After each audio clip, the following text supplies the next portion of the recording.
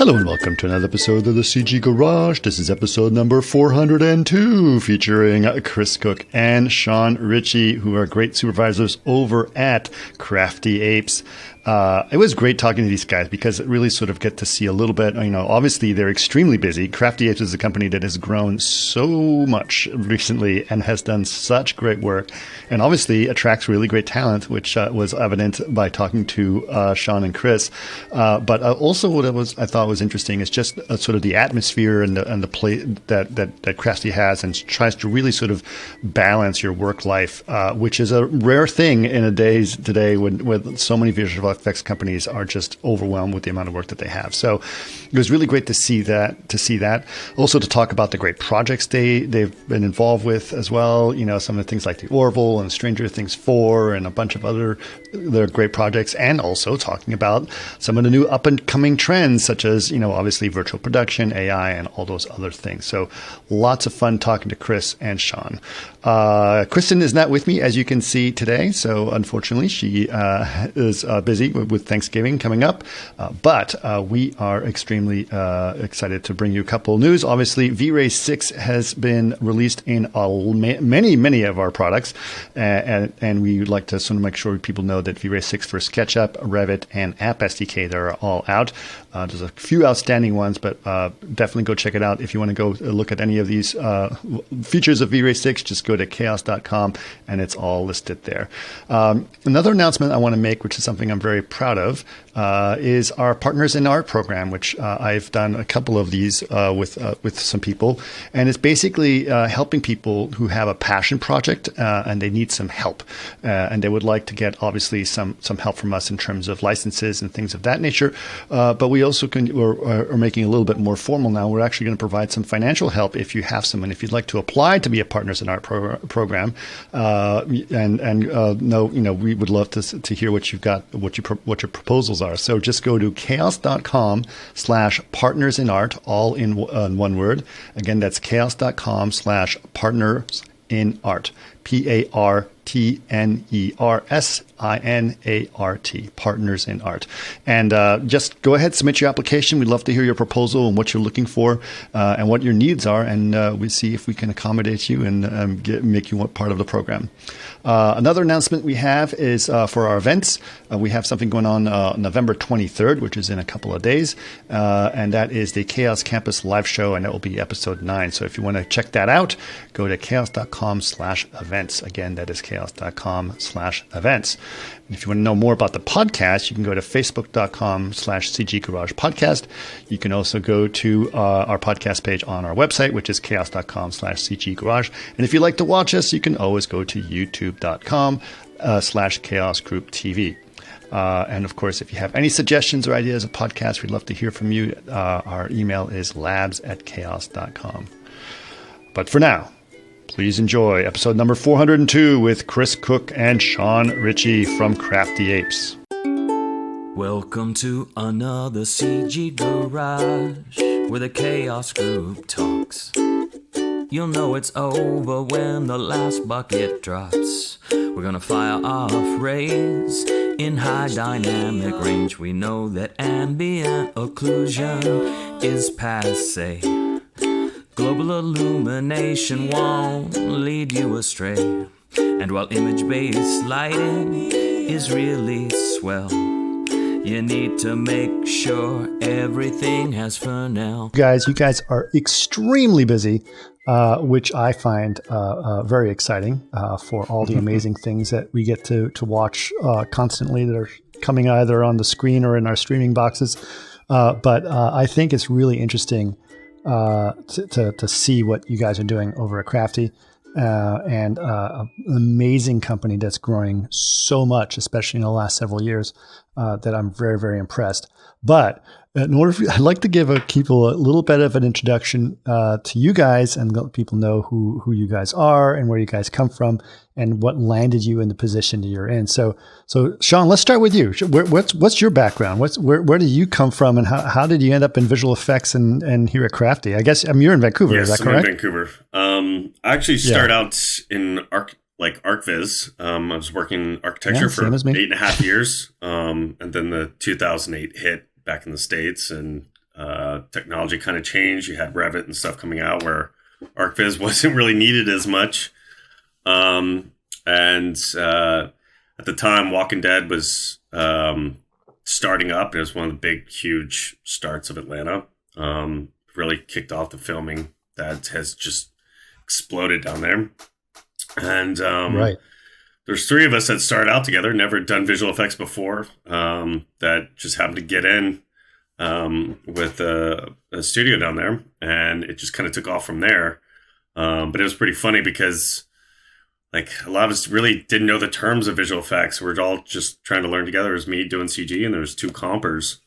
And we're all just kind of growing together, trying to figure it out. And funny enough, that team grew over the few years, but they all now work for Crafty Apes in Atlanta, except for one who's down in New Zealand. But over time, we're hoping to pull her into it as well. But, it just kind of started with that Atlanta scene that grew up. And there wasn't a whole lot of visual effects going on. There was just a few studios on there.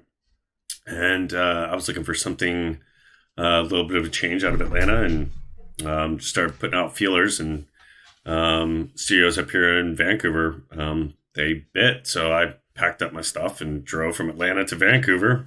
And I've been here for 5.5 years. And it's a lot different than Atlanta scene is, but I've learned a ton just by just how big the industry is up here and the different artists and people in business. So it's been a crazy journey, but I mean, it's been exciting every step of the way. So, but yeah, that's where I came up from, and doing onset. What was the studio in Atlanta that you were with at the beginning? It was Stargate Studios. Stargate, yeah. Of course. So Sam Nicholson, his group. So that's where we started, but it's been a pretty crazy journey. And so, based on a couple of our email exchanges and information, like Chris was telling me that you do a lot of on-set stuff, right? Like you have a lot of experience on set. Yes, right? I do. So where did that experience come from? Well, it was the way I got into VFX was a kind of unique thing, because for visual effects, we're actually on set, which is something that I didn't realize most people didn't really have that kind of connection. But we're on Walking Dead, we're cell block C. That was the little visual effects room. And so we're just always on set. I mean, we're constantly dealing with the different productions. We had the prop department right next door to us. We had the wardrobe departments. We had all these different connections with on set. And so I got really comfortable being with that environment. And then it just, as my career has gone on, I've been doing on-set VFX souping and bouncing around different projects through that avenue. So it's just kind of my comfort zone, just because how I started. So I was really did well with that. And I like the CG part because I've been doing that since 98. But the onset, I think the buzz and the kind of the activity that goes on set just really caters more to my personality. But I like doing both. I like being a part of the behind the camera stuff, and I like being a part of the actual CG builds. So it's nice to be able to split my time between both worlds. Did your architecture background, did you actually have an architecture background, or did you just get into ArcViz? Do you have an architecture degree, or? No, I went to school for computer animation. I got my degree in computer animation, but just fell into ArcViz because at the time there was a bunch of real estate developers, and they were needing models of their prospective developments. And a buddy of mine from college, we just got into it that way, and just started building out these spec homes and buildings, and it just kind of grew into this a career helping visualize these designs for just different architecture firms. But it was funny because I had wanted to go to architecture school, but art school was a little bit easier to get into. So and it just catered more to what I wanted to do. I liked the CG aspect. I'd started messing around with CG when I was 14, and just started trying to figure things out on my own. And then when I realized that was kind of the avenue I wanted to take, I just went feet first into all of it and just submerged myself into that, just learning as much as I could in it. And then I got a hold of V-Ray, and it just kind of I never looked back after I got a hold of V-Ray. I'm like, okay, this is way better than other stuff I've been using. So I just put my time into learning that as much as I could. Nice. All right, we're going to get back to some of that architecture background because I think it plays into it. But let's go to you, Chris. I've saw a little bit of your IMDb and some of your LinkedIn. So you've been all over the place in some of the big places and everywhere. Tell us a little bit about what got you into the visual effects industry. Mine's considerably different to Sean. I think growing up in quite a small town in the UK, visual effects is something I always wanted to do. But I left school at like 16, hated it, didn't go to college, didn't go to university or nothing like that. And to me, visual effects was always a pipe dream for those that are lucky enough to have a degree and live in LA. Basically, that's what it was to me. So I never really pursued it until later on in life for myself, and to the point that a load of menial, degrading jobs really pushed me over the edge, and I was like, you know what, I'm going to do what I got to do. Found myself at starting university at 24, and kind of starting my journey from there. And then I did something kind of similar to what Sean did in architectural visualization, just for like I did it for the last year of my university degree, and then the first year after that, and then quite ironically, it was a company building a real-time ray tracer at the time, and my job was to take like client scenes and make them a bit better. Which was the real-time ray tracer at the time? This is called Shaderlight, and they were developing it for 3D Max and for Google SketchUp. Right. But I always remember that it was one year the owners of the company come back from SIGGRAPH, and V-Ray announced RT, and that was basically the end of what we were doing. So V-Ray killed my job at the time. Right. This was about 2008, I think, right? Somewhere around there, yeah, I think so. Yeah. And so that's actually what pushed me in. I ended up making the call to leave that company, joined Framestore as a runner. And I always say, like, and this was in the UK? Yes, this was in London. Moved to London. Cost me more to get to work than I earned at work for the first 6 months of my job. And yeah, I was very, very lucky in the time as things. So I joined Framestore during Gravity. And I got in at the time when the art director and director were working in the office. So I got put in a small office with those two. Spent a better part of a year just pre-designing it, doing all the pre-shoot stuff, pre-designing what the interior of the space station is going to look like and all this kind of stuff, so that they could pre-plan the robotic cameras actually on stage. And just getting in like that did me really well. I ended up spending more than 10 years, I think, at Framestore, where I quickly kind of moved up the ranks. I made a name for myself there as the go-to for the Marvels and the Disneys for the characters, the digi-doubles and stuff. So they would come to us, and ended up working on quite a lot of those. But I'm sure yourself and all your listeners are well aware of what the industry is like in London. There is no such thing as OT out there. Right. There's no rule to say you can't pressure people to work late all the same. It's not a very healthy culture. And kind of after all that, DNEG reached out to me and offered me the opportunity to come to Canada to work on Dune. And to work on Dune? Yes. So I was an asset supervisor on that. We were at the time I left London. I was like I was very burnt out. I was very over it. And I was. One of the wonderful things about our industry is people could come and go, and it offers you jobs all over the place. And I was starting to get to the point where I'd had friends who had left Framestore, they'd gone and seen New Zealand, and they'd gone to Thailand, and then they'd come to Canada, and then they'd come back to Framestore London, and like it got to the point where I was like, why am I not doing this? Like, why am I not using this opportunity? So I was like, you know what? Yeah, all right. They offered, they brought me over here, and I was pretty burned out. So yeah, I spent like 2 years working on Dune. But for me, it was a wild ride and it was great fun. But kind of after that, And after like so many Marvel shows and Disney shows, I don't need to tell you what they're like. We all know what they're like. I was like, this is not why I moved to Canada. I moved here for an easier, better life, like more outdoors life and things like that. And having a look around, and about February this year, I moved to Crafty. It seemed like a good fit for me. It's they have a good level of respect for their employees and their employees' time and like that. And I was like, yeah, this is what I'm in this country for. So. That's awesome.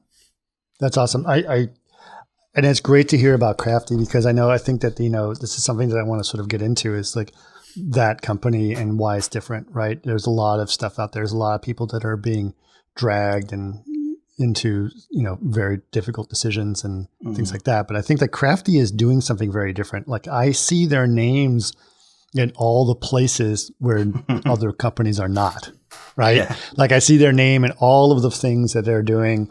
They may be doing a couple of Marvel things, they may be doing a couple of things here and there, but they're also doing all the things that people forgot about that are cool, that are fun, right? They're so what's the kind of work that you guys are doing at Crafty? What's sort of the thing that you guys are sort of engaged with right now? We kind of have our fingers in a lot of pies at the moment. I think one of the key things, and I remember reading this from an email from one of the directors of the companies who are not really, I don't think we ever want to be like a lead studio on a Marvel or Disney kind of project, because that's just not who we are. There's been a couple of times when we've been particularly busy and the company owners have sent out emails being really apologetic and being like, this is not who we are, this is not who we want to be. So the projects, I think they tend to try and align themselves with something that aligns with their values, in that, you're not going to bankrupt us as a studio, you're not going to burn our artists out. And I think they really look to work together with clients to find that work-life balance for us, so that we can also deliver at the same time. So, I mean, myself and Sean we both just finished up one show. We're both working on same one on multiples at the moment that are kind of more towards the large-scale environments, I'd say, Sean. Yeah. And what kind of environment? Like big environments, you said? Yeah. Yes, the large-scale stuff, yeah. So. It's I think Crafty for the CG department falls more into, we're doing set extensions, we're doing effects work.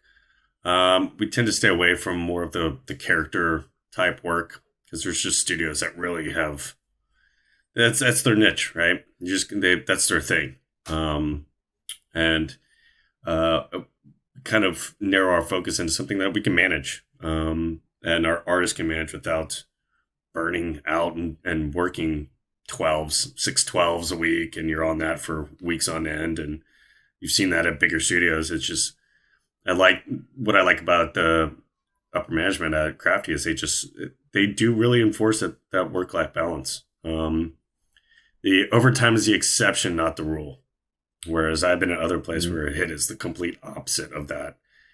And it's interesting. I always go back to something my grandfather said. He said, at the end of my life, I don't wish I worked more. I wish I spent more time with my family. And that just resonated with me. And that seems to be more of what Crafty's values fall into, is work is what we do during the day. That's what we do to support our families. And after that, it's our family time, which is very important. And that's all the way to the top. Company, the owners of the company are still on box, to quote a term. They still comp shots and stuff. And so they know what we're in. When we're in the thick of it, they're there with us in it, and they don't want to be in it either. So, right. They're like, I don't want to be doing this, so I can imagine you guys don't want to be doing this, so let's not do this. Well, I think that's kind of surprising. I actually want to get into that a little bit, because yes, like you said, the owners, who, by the way, if you ever get in touch with them, I'd love to have them on. But they are, it is the exception, not the rule, that a artist founded visual effects company does well. Yeah. Right. Because it's generally artists tend to be aggressive about the passion of the quality of the work that they want to do. And also doesn't necessarily want to treat their artists well. And those things don't always go hand in hand, right? And so I think that there's a way that they manage to do that and grow the company as much as they have, that somehow they've managed that. What do you think the secret is to that as a company?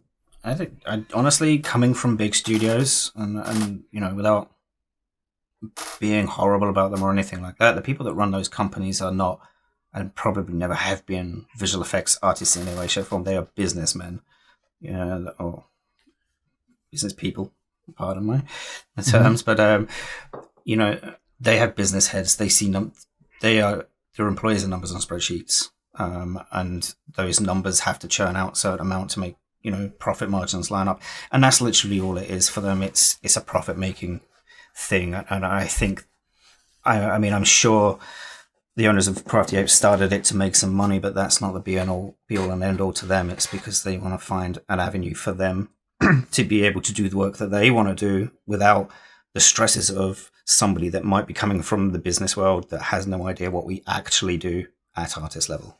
That's my opinion anyway. And they also, I think they still get the cool projects, but they only bite off just as much as, like, just a small chunk. So you still get to do cool stuff, but you're not doing this huge amount of work. Like, they still do the Marvel stuff. Like, you see that list. We were still in that group. But it's a more manageable volume of work instead of this just grind of stuff that will wear you out over time. And just by the end of it, you're exhausted. I don't see them taking on that big of work. Yet they still get cool shots. And they break it up too. It's not just like a film house. They do a mix of episodic. They do a mix of film. So you just get that diversity through it. And also they encourage, like, hey, if you're a fan of this one certain IP, you can throw your name in the mix. Like, hey, I want to work on that. Like, I am a Marvel fan. I do want to work on one of those shots. I want one of those for myself. Or, right. We do have quite a cool mix of projects in house right now. It's extremely busy, but it's not overwhelmingly busy.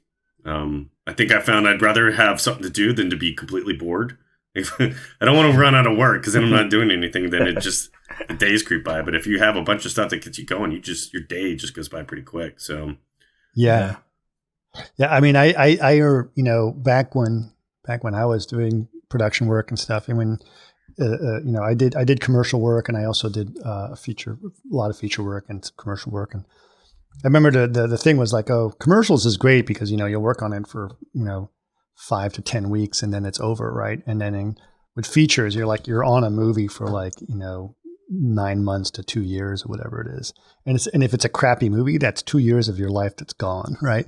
So that's and then the movie gets canned. Yeah, right. But the thing that I think is interesting now is that you guys are on multiple projects, right? Yeah. And these are not small, right? They're not. So, yeah, me and Sean are the only two CG soups up here in Vancouver. Really? Yeah, in you Vancouver. need more CG soups. That is not right. That's crazy. Well, the market has changed so much. That COVID just switched things up. And with the streaming, like, everything went to streaming. Like, COVID just catapulted the streaming market into insane volumes of work.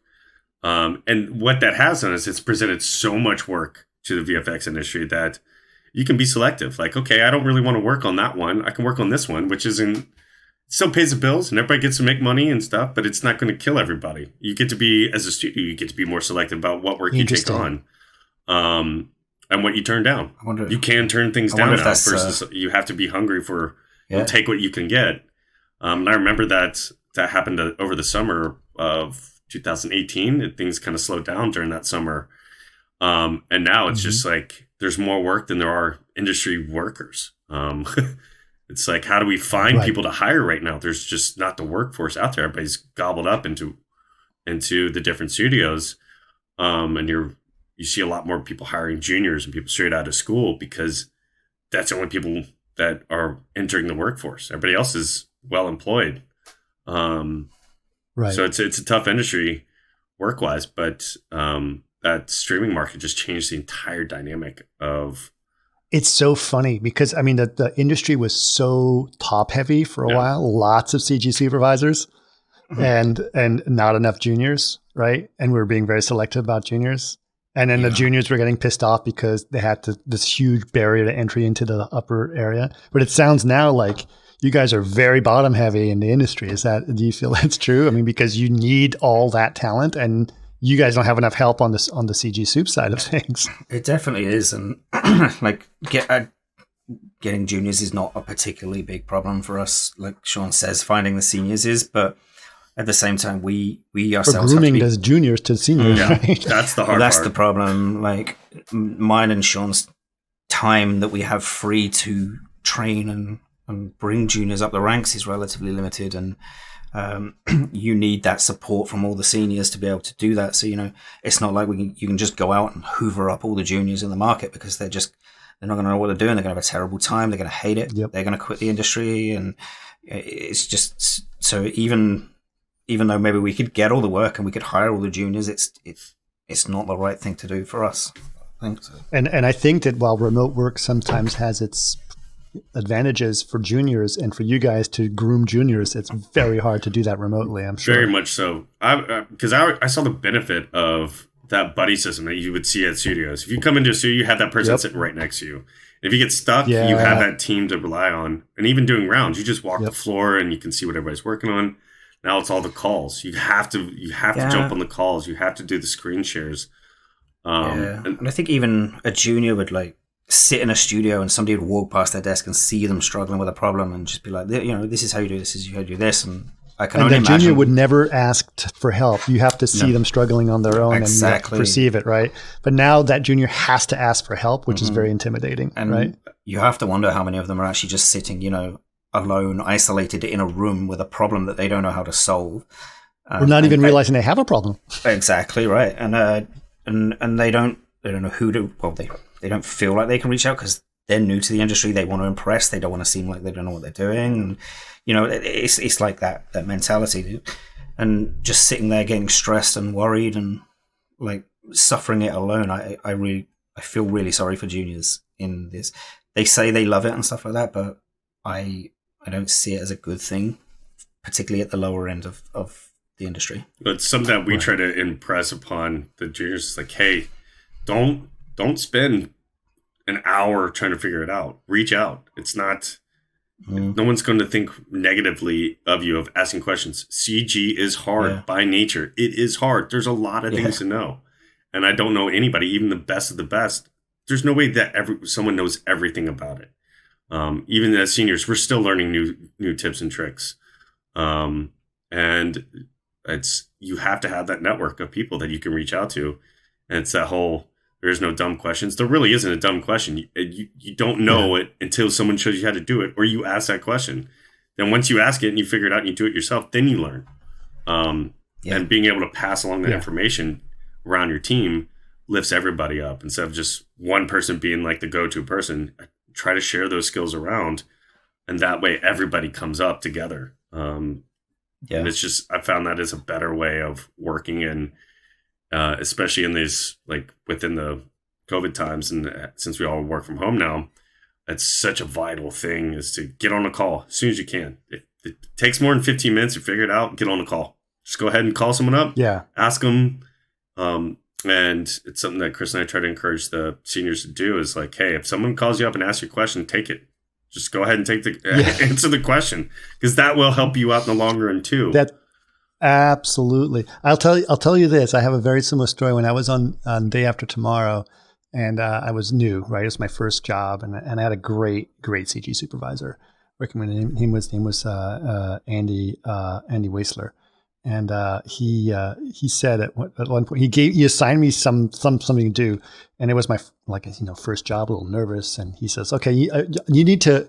Here's what you need to do. I want you to do this." And I looked at him and I was like shyly, and I was like, I finally looked, it's like, I don't know how to do that.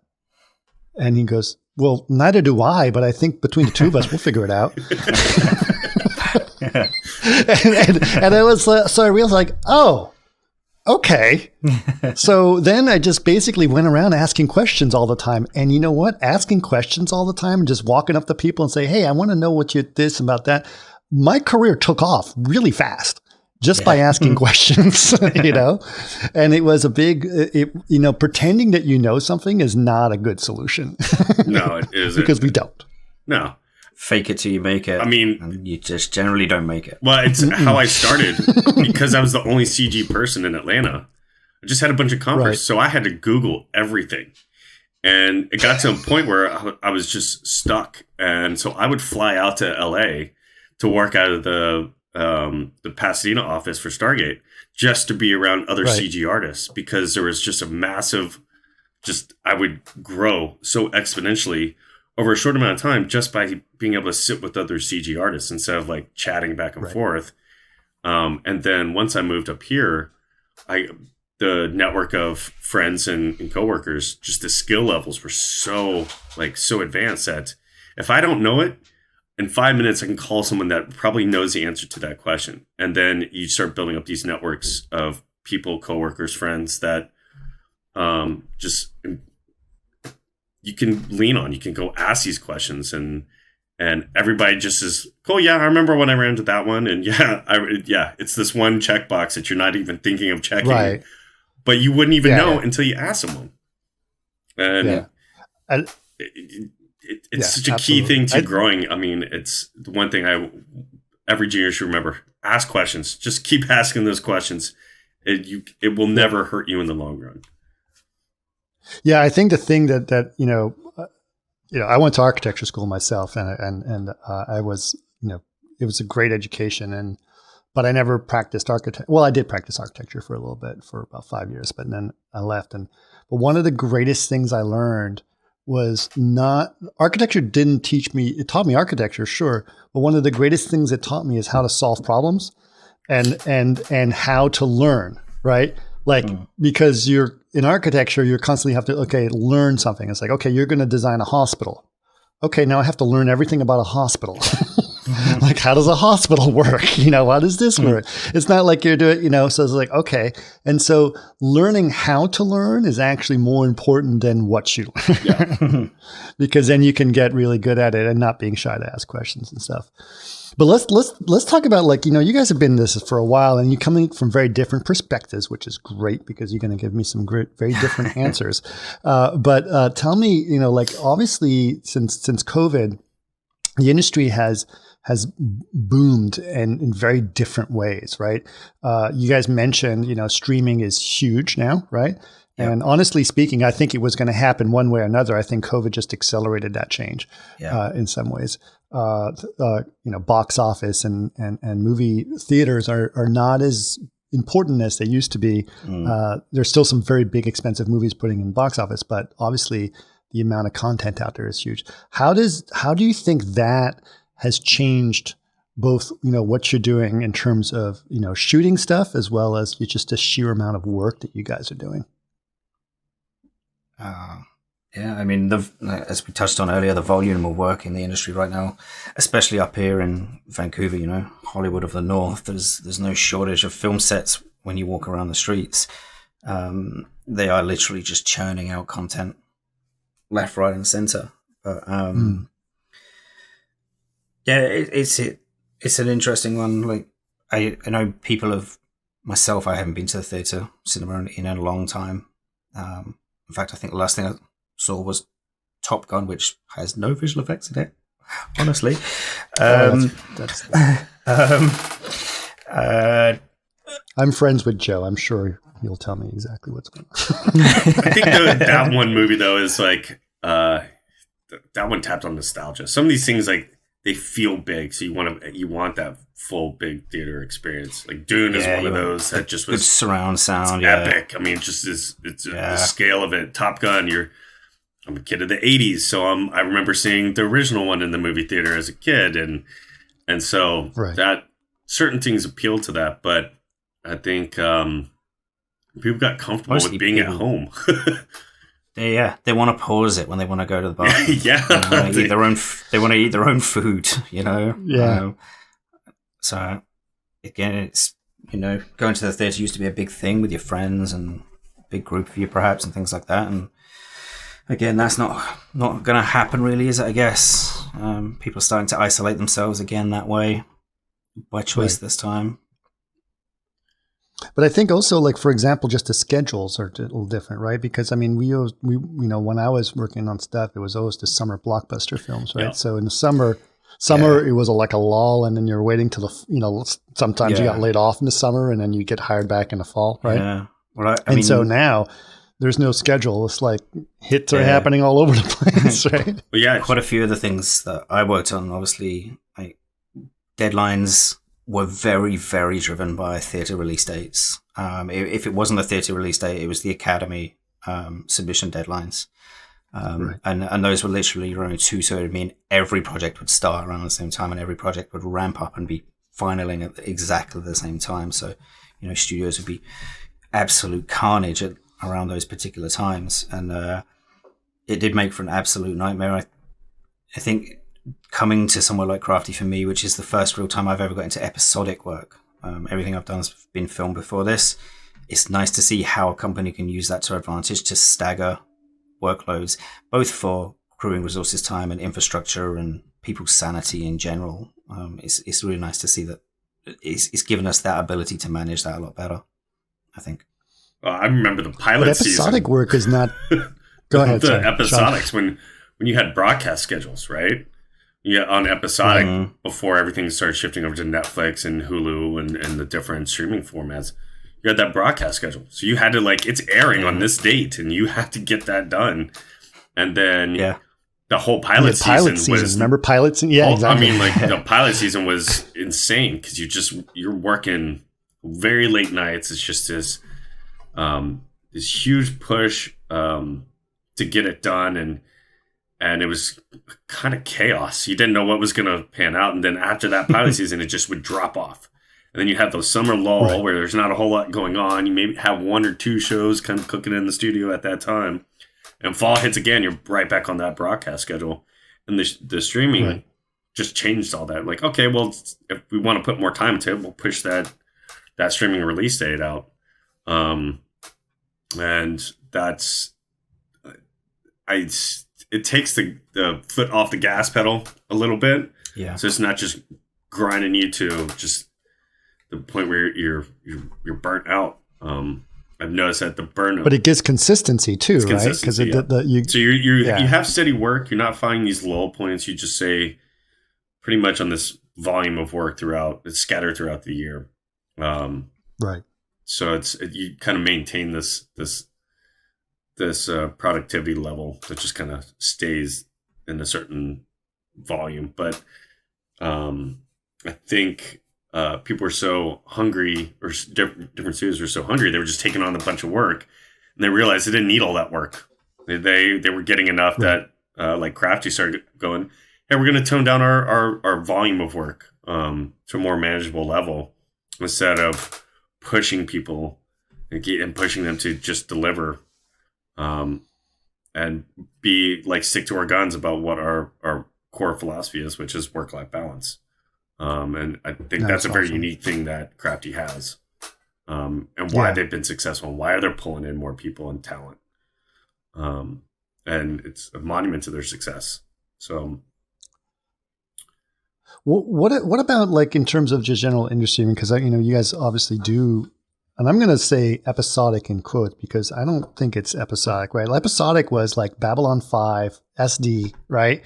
And low budget and some guy in a basement trying to figure it out on an Amiga, right? Yeah. And so that's not what it is anymore. Like now you have to deliver for my 4K LED HDR TV, right? Yeah. And that is a very different animal compared to what it was.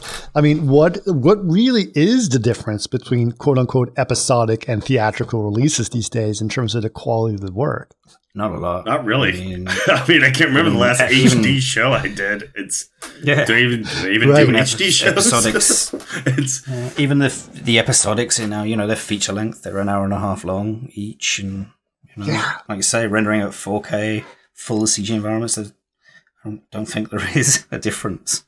Well, I mean, you just I mean, have what was the new Rings of Power. Lord of the Rings show is like Rings of Power, $60,000 per episode. 60 million per episode. 60 And million, not sorry, what am I including saying? the cost Thousands. of what they paid the Tolkien estate for the rights to it. So which I think that bumps it up to another 90 per episode if you spread it out. And that is, by the way, there's not big actors' names in that, No. so that is all going to production costs. And it's beautiful. I mean, like you look at the shots, it's Absolutely gorgeous. I mean, I'm like where I live, like my building is actually a bunch of VFX artists. So we're all like get together on weekends. We have like cookout on the grills, but we're all sitting there talking about what we've just watched that week, and everybody's just buzzing about the Rings of Power stuff. Like, man, it's so good. It just looks so good. And that's your streaming, and you got to output that every week. You're outputting a new episode.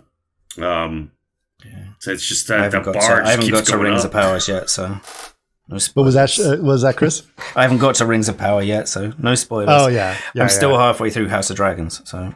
Oh okay. Oh, you went. Yeah, well, that was. You see, I did it. I was doing it the other way around, so that's cool. Yeah.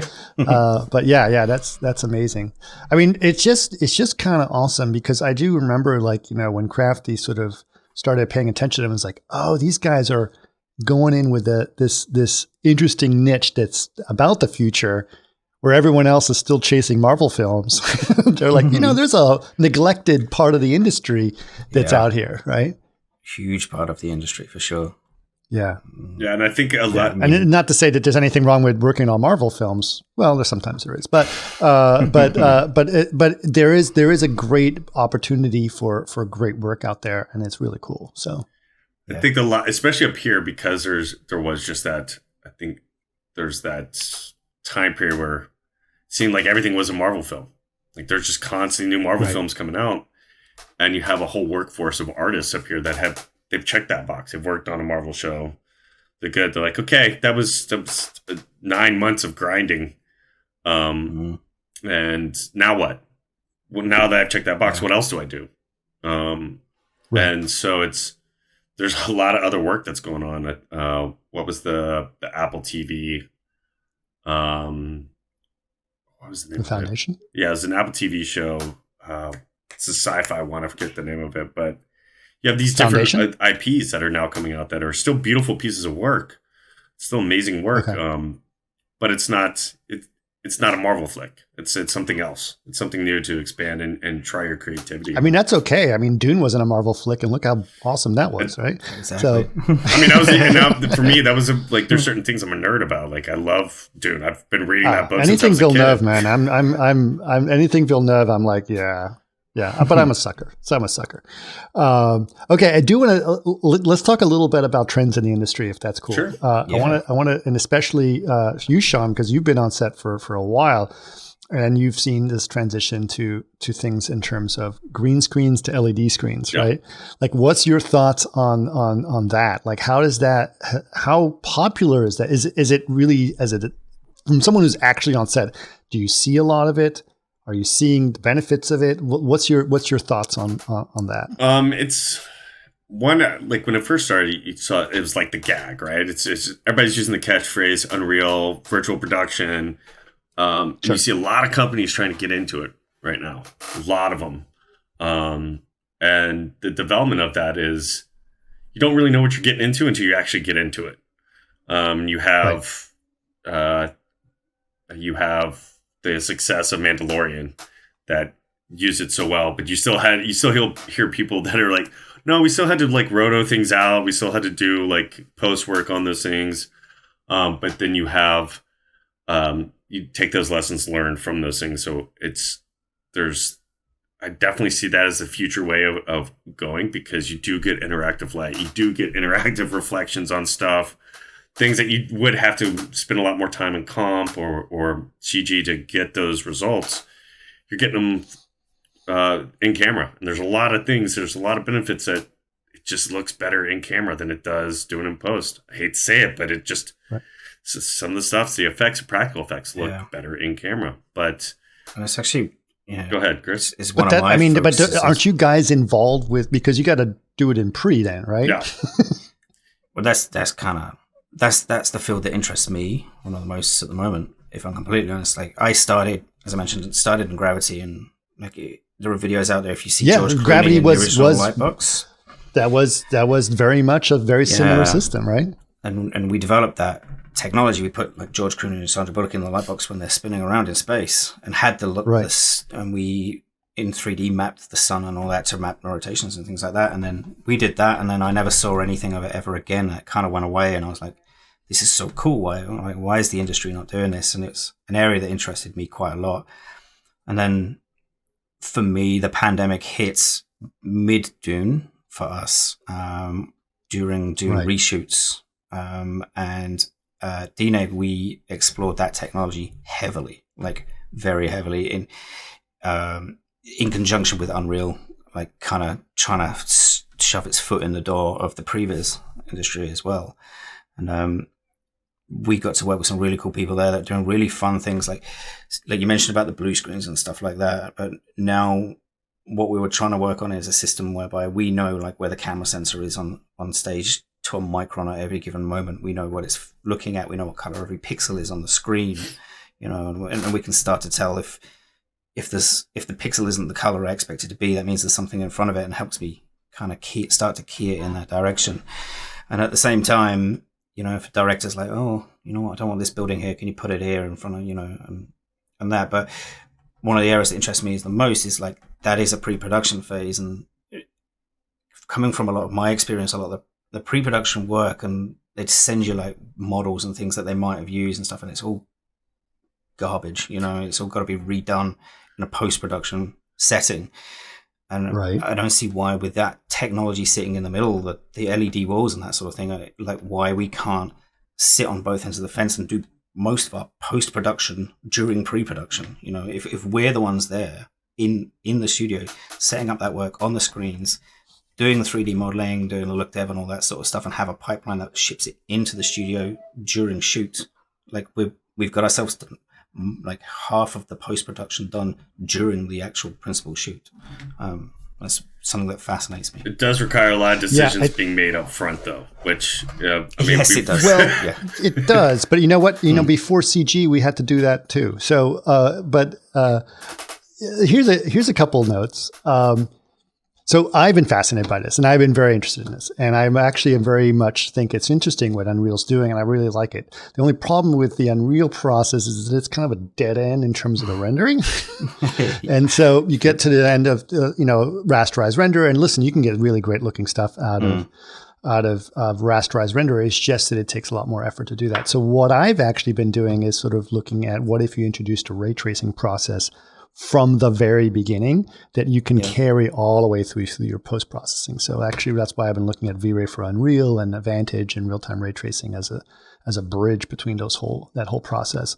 So I'm curious to think like you asset develop from the very beginning. You can light the whole process, and then you can still keep working with it in post if necessary without having to rebuild it all over again. What do you guys think about that idea? Like, do you think that would be a good process?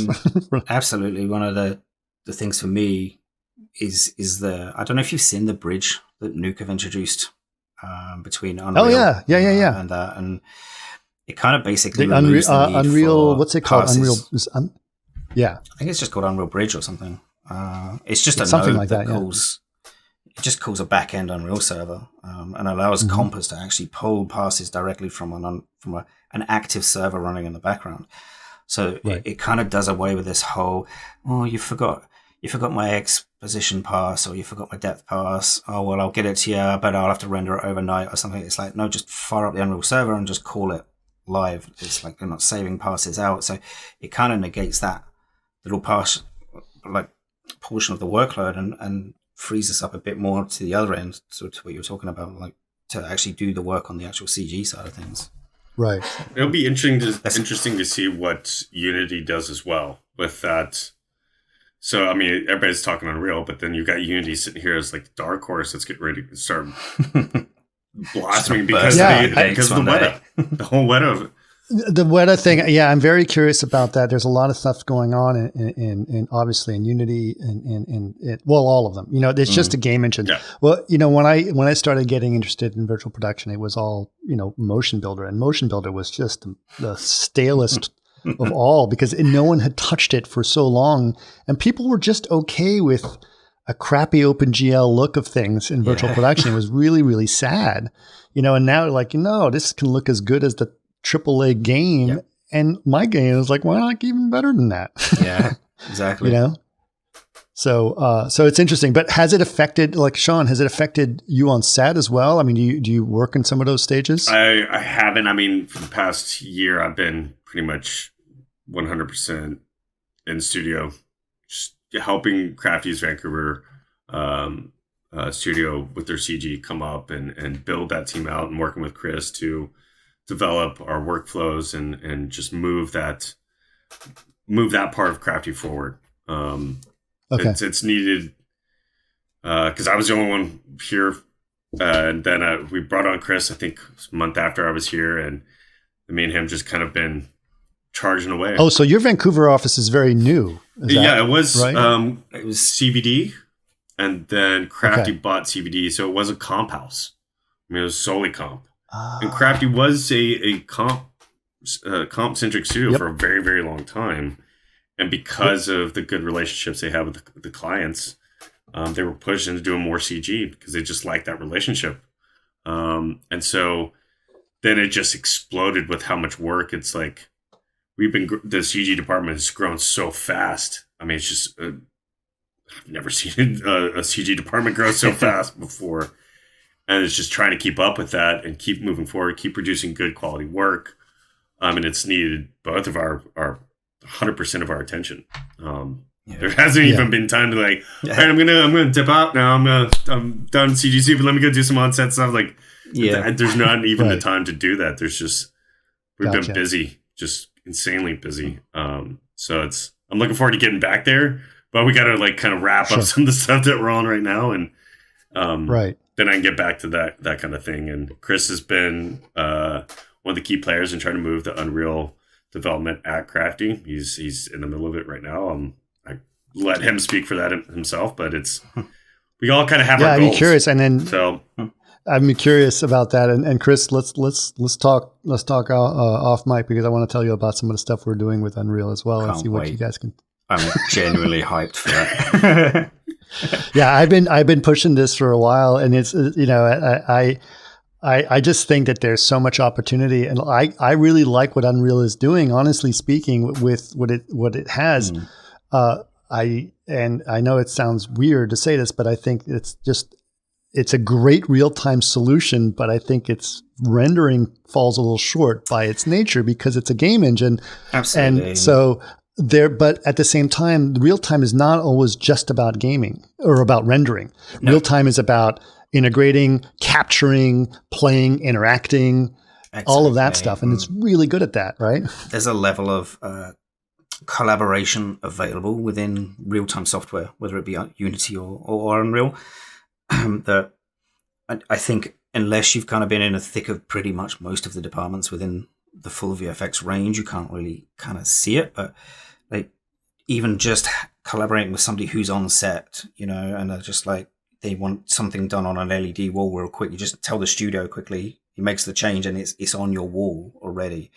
And again, within the studio, like the implications are quite vast. I agree with you. The image quality is quite bad. The software itself is knowingly drastically lacking the ability to produce AOVs required to do good comp work. Right. And it's been an issue for a long time. But for me, I kind of see it as pretty much all the renders that we use, they've all been there. They were all subpar at some point in their history. And I think if you take it just as a renderer, I think they will get there. With the release of Unreal 5 relatively recently, things took a significant leap forward, and they're actively trying to work to get those kind of things a bit better. And I think if we don't take that leap to do the development work now, while it's in that infancy phase, and while we have the opportunity to do so, we run the risk of being left behind in the future when something like this does actually take over. So, right. But I think it's fascinating. Go ahead. I'm curious, Chris. Sean, and more specifically. I mean, obviously, you've been following this. You've seen how things operate on set, right? So what do you think? what do you think the advantages of that real-time experience is going to, how is that going to change the on-set experience? Well, it's like Chris is saying, if they can make creative changes on the fly, like, hey, I don't like that backdrop, we need to move this around. And it's all, if you kind of set up your libraries, you have more of this interactive, creative brainstorming session instead of like, okay, we'll figure it out later. It's like, no, we can figure it out right now. We can get those ideas. We can start really locking it in and getting the ideas that we want to convey storytelling wise to hit it's visual storytelling. That's what we're doing.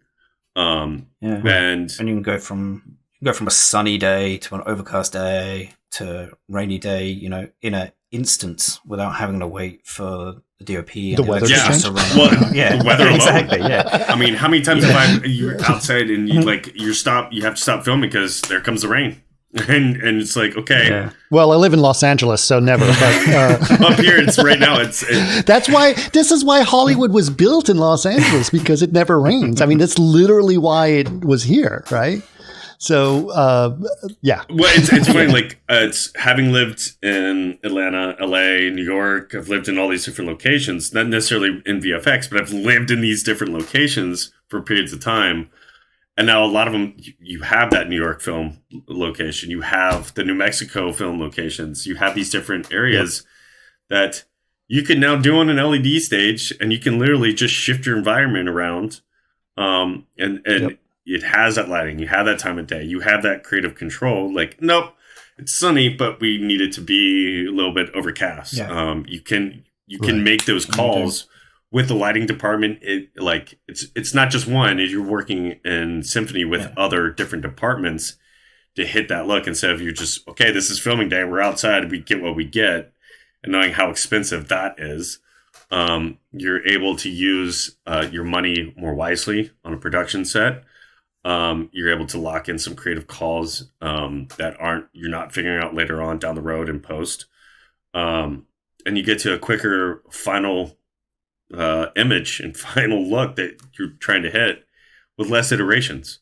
I mean, the iterations is what kills us so many times. It's like, nope, that's not it. Oh my God. That's not it. Nope, keep going. And finally you're version 753. Well, that's the thing. I think instead of versions, let's go with infinite versions, where when you let your finger off the mouse, that's when you've decided what you want. You know what I mean? So you're constantly moving that sun here. Okay, that's where you want it. Click. As opposed to move it, no, move it, no, move it, no, move it, no. Doesn't make any sense to do that. Yeah. Okay. I want to make sure, I know you guys are very busy, and I want to get through a couple more subjects, if that's okay. Sure. Look real quick. What are your thoughts, and keeping on with the news of this thing? What are your thoughts about some of the new AI tools that have been out there? How are they going to affect you? Both good, disruptive, all those different things. What are your thoughts on that? Go ahead, Chris. In terms of sort of. I'm not gonna name any companies, but automated image generation, should we call it? Sure. And that kind of thing. It absolutely has its place, and I've worked in places where concept art can take weeks and weeks and weeks, where I've seen some of these things produce a similar level of work with the right wording put into it in a matter of minutes, and I think that kind of thing, because again, with concept art is another one of those things that you can iterate on forever. Like, you spend a week with a concept artist. So I was a concept artist for Guardians 1, designed the interior of Nowhere. And I did that for months, right? Absolutely months. Yep. And it was like, do a week's worth of work, send it to the client. That's not what I want. Back and forth, back and forth. And again, like, this kind of software can get you an automated version of that relatively quickly, just to start getting that ball rolling with the client. And you can be like, okay, well, is this the aesthetic you're looking for? Is this maybe the color palette that you're looking for? Is this all these right questions that you can start to get answered and cut out a large amount of that work? I think that's a huge win for us. I think it's yet to rear its head in the capacity that it's going to be used in our industry, AI in general. I know people think it's going to steal their jobs, and I'm pretty sure when people saw the first LiDARs coming out and stuff, they thought they were never going to need modelers ever again, and lo and behold, here we are still re-typoing LiDARs, you know? So I don't feel it's kind of ever going to replace anybody. I feel it's just going to make people's lives better, in my opinion. Yeah, what are your thoughts, Sean? I mean, I've messed with it a little bit. I think I've seen more compers that have expressed a worry over it. But I mean, it's still a tool. I don't think it's a replacement. It's a tool to help facilitate work faster. But I don't ever think it's a full 100% replacement of an artist. I look at it as it's a tool to get me from A to B faster. That's really what it is. I do find it fun because I can just sit there and throw a bunch of ideas out of things that are in my head, and as I'm trying to figure out what that looks like or what someone else is looking like, I think translating someone else's image in their head onto a physical pixel of an image is hard. It's probably one of the hardest things to kind of figure out. This, you can quickly iterate ideas and words and things that they're using or you're both collaborating on to come up with something that hits that look. It may not be perfect, but it's a tool. It's just it's like it's a paintbrush. Like, which you have different paintbrushes. It's one of them.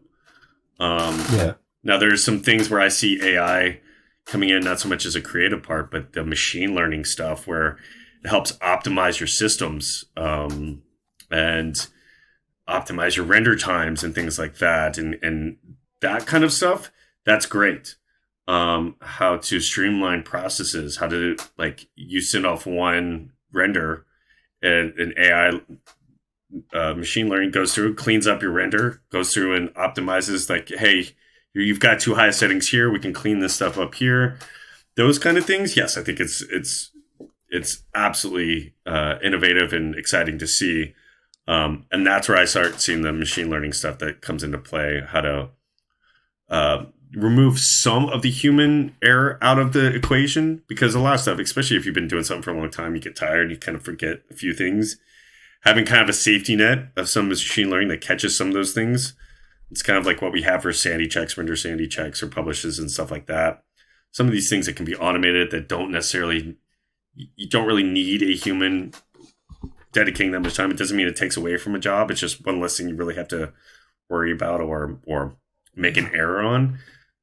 I see that as a beneficial thing. And I'm glad you say that, Sean, because I do remember, like, there was a time when V-Ray obviously had a whole lot of settings, and then those settings were not necessary because the defaults were better than screwing around with the settings, right? But there are people out there that were so upset about those changes in V-Ray because it's like, well, that's my whole job, is to figure out the magic settings. I'm like, that shouldn't be a job. No, and it's funny. I still use the same settings that I've been using for let's see, 15 years. I mean, I'm still going back. Like, right. The interface has changed a little bit, but I'm still going back and going, nope. I click. I get through my standard settings. It's always my go-to. And then I increment on top of that. But it's some of this stuff is it takes out that wasted time. I think a lot of that trying to figure out the magic setting is. It could be better spent achieving a creative goal instead of a technical goal. Yeah, I agree. Because at the end of the day, I think you're creating art. It's still an art form. It's a business, and yes, it's technology, but it's a creative output that you're coming up with an image at the end of the day. And if you're focusing on that instead of like what things to click and what switches to flip and what numbers to plug in to get that final image, you're back into focusing on the art instead of the numbers. So I like that aspect. I'm a visual guy. That's how I think. I think visually, and then I just happen to know the math behind it. But at the end of the day, I still fall back on: does it look cool? Is that at the end of the day, does it look cool? And does it hit the note and what the client wants it to be? And for sure, I think that's for all artists. That's really what you rather focus on. So, well, the one thing I was to tell you, Chris, is like you said, you were working on Guardians for months. Well, I have a friend of mine who was concept artist on Avatar 2 for 8 years. 8 years. Oof. Ouch. So just think about that. It's like, it's a good, I'm sure it's going to be a good film, but that's 8 years of your career for one film. Right? That's a hard Well, it's going to be a series of films, but it doesn't matter. But still. And you have James Cameron, who's a great artist, on top of it going, nope, I'm an artist too. I know exactly what I want. Yeah. Well, just ask the AI, James. Okay.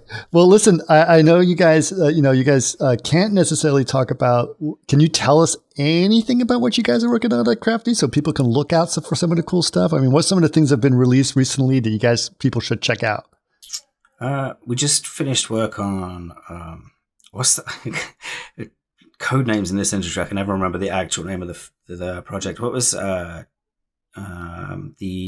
Will Ferrell and Spirited, the new Spirited. Yeah. So we just finished up that one. Yeah, nice. Sean Devereaux was the VFX supervisor on that, and that one's gonna be funny. I mean, like, anytime you put Will Ferrell and Ryan Reynolds together in a Christmas movie, that's like it's comedic gold. Yeah, for sure. That's awesome. That's awesome. Did, quite a lot of good work on that. That's some real fun stuff to do. And that's coming out in like a week or two, right? Is that not long? I think November release. November or something. Yeah, something like that. One of the big things I know the draw, and maybe for the LA guys that we finish on a lot. We've done a lot of sci-fi work. We've done a lot of this. We've released a lot of the Star Trek stuff, Orville's, that kind of stuff. That's already out and gone, but we have good relationships with clients like that. Star Trek Discovery, they're working on right now for the new season. Oh, nice. I think we can talk about what we're currently working on. We're working on the. You know what you can do? You know what you can do is you can say it, and if you can't say it, I'll edit this out. So right now, our big project that Chris and I are working on, we're doing the Continental series, the prequel to John Wick. Oh, wow. It's 1972 New York. It's got that old New York feel to it, which that's exciting. Very much stylized. But it's a 3-night series, so it's basically 3 episodes, and it's basically the backstory of the hotel. And we're doing environment work on that one. I'm not going to go into too much detail beyond that, but sure.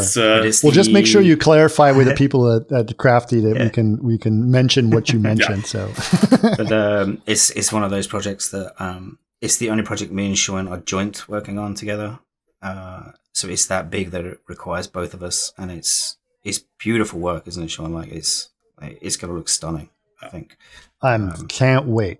I can't wait. I actually love the John Wick stuff. I think there's something just crazy about it that's just wonderful. It's a fun thing. So I have another podcast I do called Martini Giant where we talk about movies and get obsessive, and we did a whole thing on the John Wick series, and it's really funny. Yeah. Really funny. Yeah, I mean, I'm actually a huge fan of it too. So it's kind of like, for me, it's like, well, this is fun. Because it goes back to the old action sequence movies, like the old action movies. You don't really have those too much anymore. So it goes back to those that grew up in the 80s and 90s. There's the big action films were huge. It just was the blockbuster things that come out, and are also like Keanu Reeves, seeing him reemerge later on. It's like he's a super nice guy, and you just kind of love seeing that.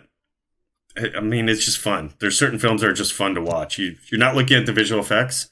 You're actually just watching the movie, and I think that's something that a lot of us that have been in the industry, it's hard to separate the work and the business from just the pure entertainment. And that was one of those film series. I didn't even look at the visual effects. I was like, well, this is great. I love this. These are fun. And the dog, I just had such a huge visceral reaction to the dog in the first movie that I'm like, I can't even watch that part anymore. I gotta fast forward to it. But it's a great series to be a part of. So. But it makes you want revenge. Yes, it does. You can relate. You kill my dog. I can.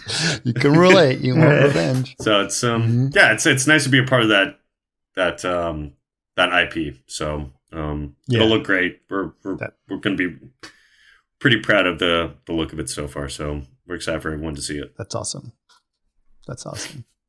Well, listen, guys, thank you so much. I really appreciate it. I know you guys are very generous with your time, and this is such an exciting thing, and I really appreciate it. So thanks so much for joining us, guys. Yeah, thanks for having us. We really appreciate it. It's been fun. Thank you. Thank you.